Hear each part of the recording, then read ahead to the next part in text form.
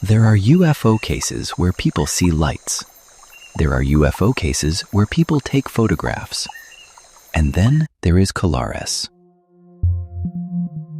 a remote fishing island in the Amazon Delta of northern Brazil, 1977, where the UFOs did not just appear, where they did not just hover, where they hunted. People were pinned to their beds by beams of light coming through their ceilings. They woke up with burns on their skin, puncture marks, blood removed from their bodies. Some could not move. Some lost consciousness. At least 35 people were injured seriously enough to require medical treatment. Local accounts, never officially confirmed, never officially denied, say 2 people died. The Brazilian Air Force sent a team, not to reassure the public, not to dismiss the reports, to investigate.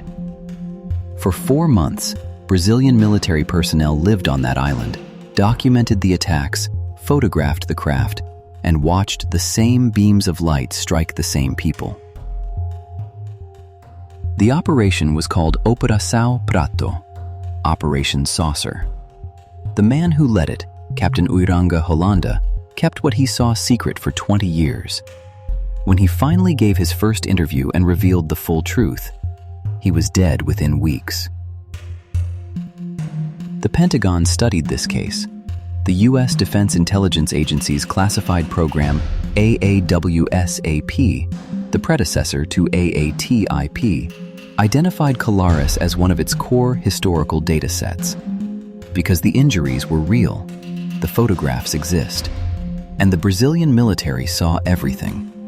This is Operation Prato, the UFO case where the military didn't just investigate, they watched the attacks happen in real time. And Vantage Elite is going to go through every detail properly. 1977, Colares Island, Parastate, northern Brazil. Colares is not a city, it is barely a town. A small island in the Amazon Delta, accessible primarily by boat. Population a few thousand, fishing families, simple homes. The kind of place where nothing ever happens.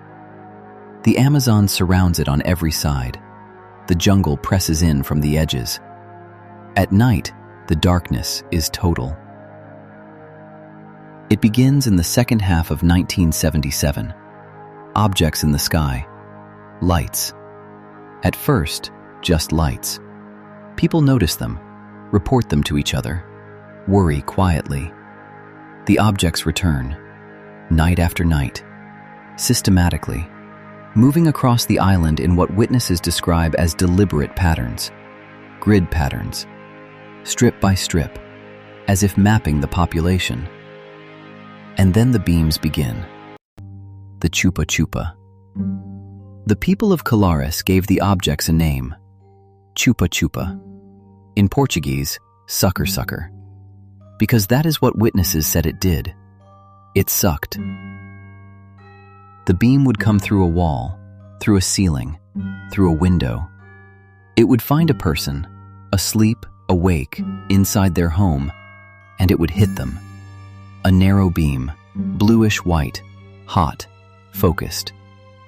Victims described being paralyzed the moment it struck them, unable to move, unable to scream, unable to do anything except feel it. When it was over, they would find marks. Circular burns on the skin, perfectly round, as if something had pressed against them. Puncture marks, on the neck, on the chest, on the arms.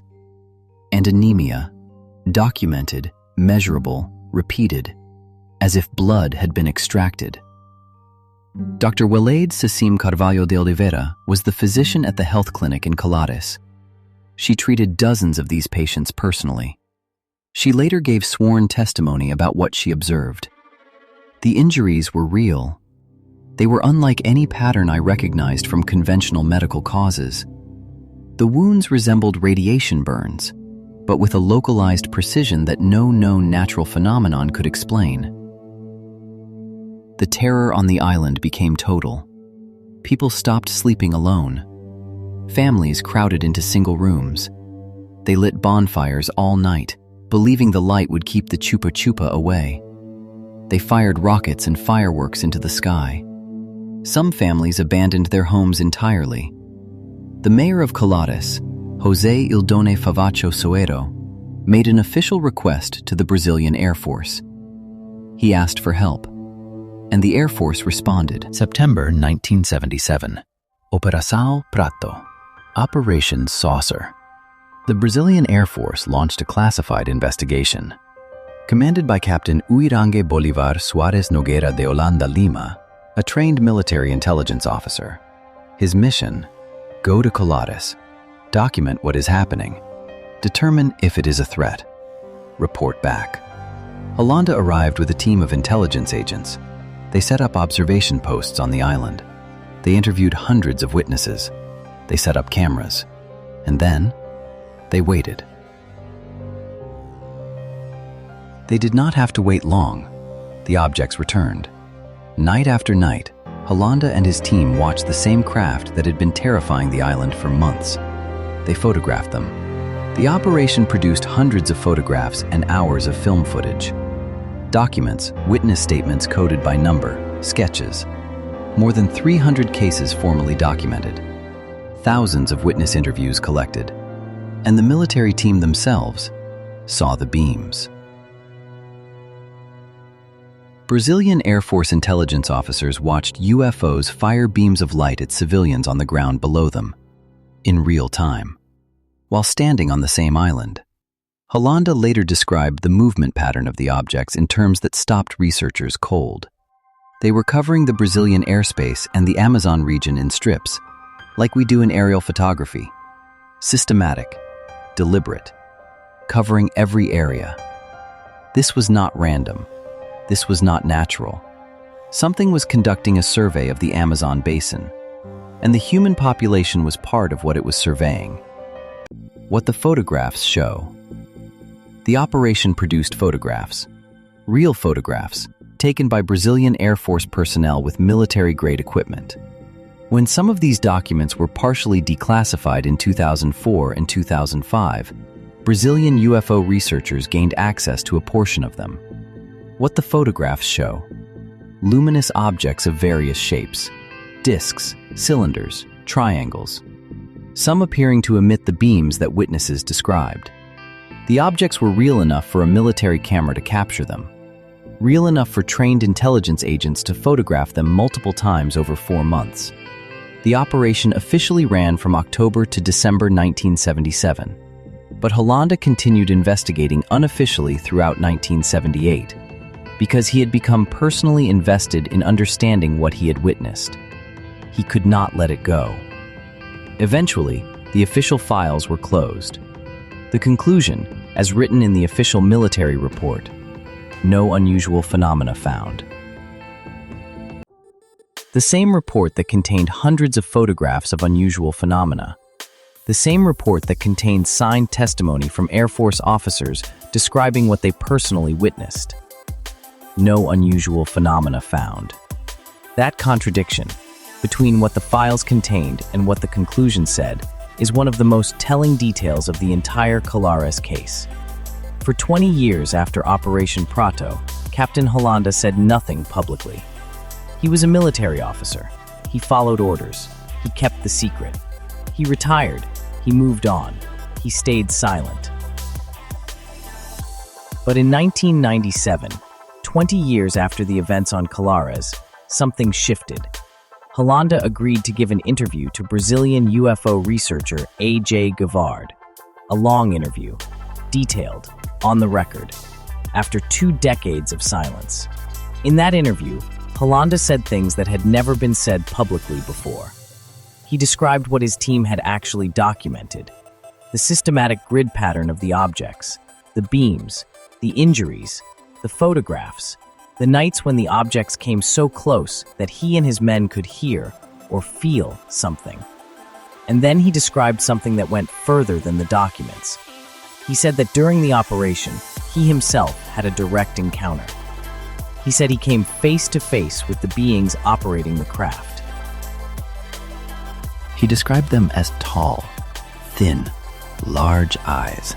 He said they appeared to him directly, in a way that felt like communication. He did not elaborate on what was communicated. He said only that the encounter was real, and that it changed him permanently. The interview was completed. Javar and his team had it recorded, transcribed, and ready for publication. Weeks later, Captain Uiranga Hollanda was found dead in his apartment. He had hanged himself. That was the official finding. He was 52 years old. He had just broken 20 years of military silence. He had described, for the first time, not just what Operation Prato documented, but what he personally encountered, and he was dead within weeks of doing so. Brazilian researchers, including Javar, have noted the timing repeatedly. No evidence of foul play was officially established. The death was ruled a suicide, but the timing and the content of what he had just revealed has never stopped being discussed. His testimony, recorded and published posthumously, represents one of the most remarkable accounts by a military officer regarding direct UFO contact ever documented. A Brazilian Air Force captain who led a classified UFO investigation, who saw what he saw, who kept silent for 20 years, who finally spoke, and who died weeks later. Here is a detail that almost no coverage of the Colares case ever mentions. In the late 2000s, the United States Defense Intelligence Agency was running a classified program, AAWSAP, the Advanced Aerospace Weapons System Applications Program, the predecessor to AATIP, the program that Luis Elizondo eventually ran before leaking the Nimitz footage. AAWSAP identified certain historical UFO cases as priority research datasets, cases where the evidence was physical, where the government response was documented, where the pattern of incidents suggested something systematic. Colares 1977 was one of those priority cases. AAWSAP established a dedicated research workstream called Project Colares. Through its contractor BAASS, they pulled in the Brazilian Air Force Operation Prato materials. They pulled in field interview files from veteran journalist Bob Pratt, who had investigated the case on the ground. They analyzed everything: pattern analysis, physiological effects, photographic evidence. The U.S. Defense Intelligence Agency, in a classified program, studied what happened on a remote Brazilian island in 1977 because they believed it was significant enough to warrant that attention. In 2005, after persistent pressure from Brazilian UFO researchers, the Brazilian government released a portion of the Operation Prato files publicly. Not all of them. Much of the material remains classified, but what was released confirmed the core of everything witnesses had been saying for decades. The files contained the photographs, the signed testimonies, the injury reports, and the coded witness accounts. Each person assigned a number to protect their identity. Hundreds of cases, documented, filed, official. The Brazilian National Archives holds these materials. They can be accessed. They are real. And between 2013 and 2016, something happened that researchers found deeply unsettling. Indigenous communities in the Brazilian state of Acre, hundreds of miles from Colares, began reporting encounters that mirrored the 1977 events almost exactly. The same types of craft, the same beams of light, the same resulting injuries. Whatever visited Colares in 1977, or something very similar, appears to have come back. Because this is Vantage Elite, we go through this case honestly. What is verified? The injuries to Colares residents, documented by a local physician with direct patient records. Real. The Brazilian Air Force investigation, Operation Prato, documented in official military records, now partially available through the Brazilian National Archives. Real. The photographs taken by military personnel. Real. Some released, more still classified. The AAWSAP Pentagon program studying Colares as a priority case, documented in AAWSAP program reports. Real. Captain Hollanda's interview with Javar, recorded and published posthumously. Real. Hollanda's death weeks after the interview. Real. Ruled suicide. Timing documented. What requires caution? The claim that 2 people died from UFO attacks, never officially confirmed. Accounts exist, documentation limited. The blood extraction detail, described consistently by witnesses, but no independent laboratory confirmation exists in the public record. Hollanda's account of a face-to-face encounter with beings, reported by Javard from a recorded interview, but the full, unedited recording has not been independently verified. The 2013 to 2016 Acre incidents, reported but less systematically documented than the 1977 events. What the skeptics say. Skeptics point out that mass hysteria in isolated communities under stress is well documented. That skin injuries attributed to UFO beams could have conventional explanations: insect bites, skin conditions, poorly understood tropical infections. That the official Operation Prato conclusion, no unusual phenomena, should be taken at face value. These are legitimate points. They deserve acknowledgement. But here is what they do not explain. Why the Brazilian Air Force sent a 4-month classified investigation to a remote island if the injuries were just insect bites. Why the Pentagon's AAWSAP program identified Colares as a priority research dataset decades later. Why portions of the Operation Prato files remain classified today. And why a military captain who spent 20 years saying nothing chose to speak and then died. The Colares case is not neat, it is not simple, and it is not resolved. That is not a weakness of the case, that is an honest description of it. Dr. Velade Cecim Carvalho de Oliveira still lives. She treated those patients in 1977. She has given the same account every time she has been asked. The injuries were real. They were unlike anything she had seen before or since. The people of Colares still remember. The island is small. Communities like this do not forget the nights when the lights came, when the Chupa-Chupa hunted their neighbors and their families, when the bonfires burned all night because darkness felt like danger. Some of those people were children in 1977. They are in their 50s and 60s now. They still describe the same things their parents described. Because in communities like Colares, stories like this are not forgotten. They are carried. Captain Hollanda is gone. Whatever he saw during those 4 months on the island, whatever made him break 20 years of military silence, died with him. What he said in that final interview is all that remains. And yet, the files exist. The photographs exist. The medical records exist. The official Brazilian military documents, partially, exist. And the Pentagon program that studied them existed. Here is what strikes me most about Colares. Most UFO cases give you something passive: a light in the sky, a craft that lands, a sighting that ends and leaves nothing behind. Colares gives you something different. It gives you an active phenomenon, something that appeared to seek out specific individuals, something that left physical evidence on human bodies, something that a military team watched for 4 months and photographed and documented and then filed away under the conclusion that nothing unusual had occurred.